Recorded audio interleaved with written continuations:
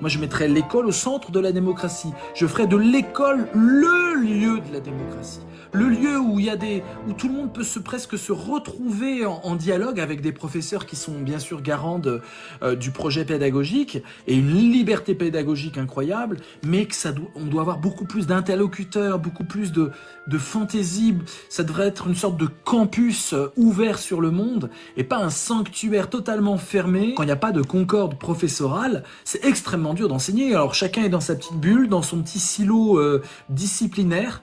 Et alors il n'y a pas de transdisciplinarité, il n'y a pas de déconne, il n'y a pas de ça circule pas.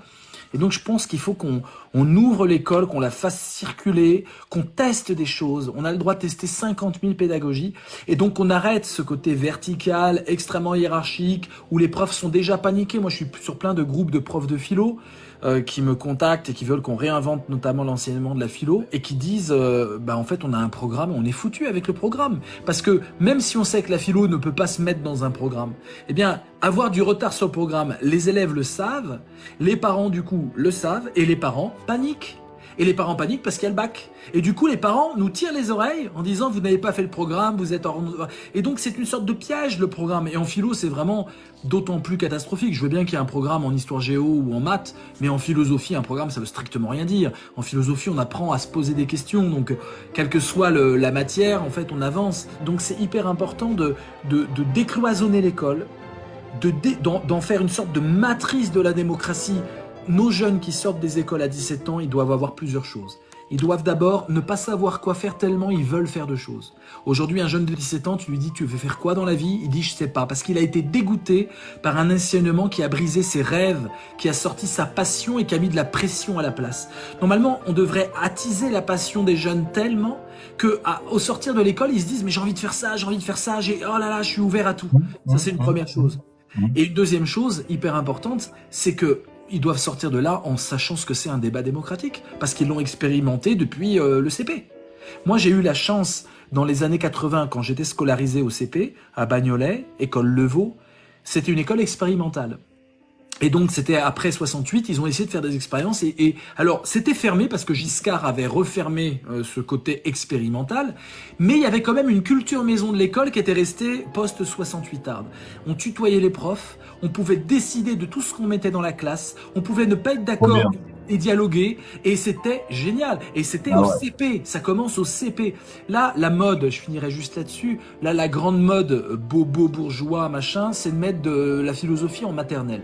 C'est super marrant parce que c'est mignon, c'est super instagrammable, tu vois, les petits bouts de chou, enfin faut pas les mettre sur Instagram, mais qui disent n'importe quoi parce qu'ils maîtrisent pas la langue française. On a l'impression que c'est des grandes vérités philosophiques qui sortent de la bouche des enfants. Non, pas du tout.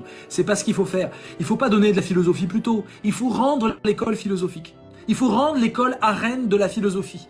Il faut transformer toutes les disciplines en disciplines philosophantes.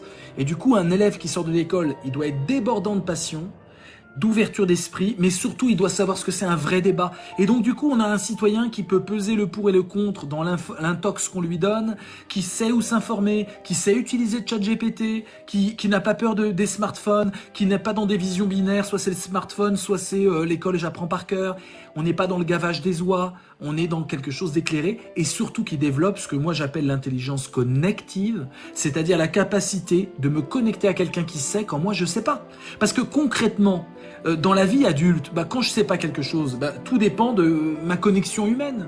Si je sais pas comment me soigner, je vais demander à un pote qui est médecin, je vais pas attendre d'aller voir le médecin. Je vais dire, t'en penses quoi de ça? Et si je connais pas les maths et que j'ai besoin de résoudre un problème de maths, j'ai des potes qui connaissent les maths. En fait, on n'est plus seul. Robinson Crusoe sur une île déserte à devoir régurgiter toute la connaissance humaine parce qu'on serait isolé. On est tous multi-connectés. Donc le but du jeu n'est pas tellement de tout apprendre de A à Z de la connaissance humaine. Le but du jeu est de savoir apprendre à apprendre et de pouvoir me connecter avec des gens qui savent. Et donc il y a une intelligence collective et connective qu'il faut mettre en place, et l'école, par les échelles d'évaluation individuelle, où chacun est avec sa petite note sur 20, et ses petits scores avec des classements, etc. Mais enfin, c'est une école qui rend fou. C'est l'école de l'individualisme de compétition. Ah, c'est super pour le capitalisme, mais pour la démocratie, c'est une catastrophe ambulante.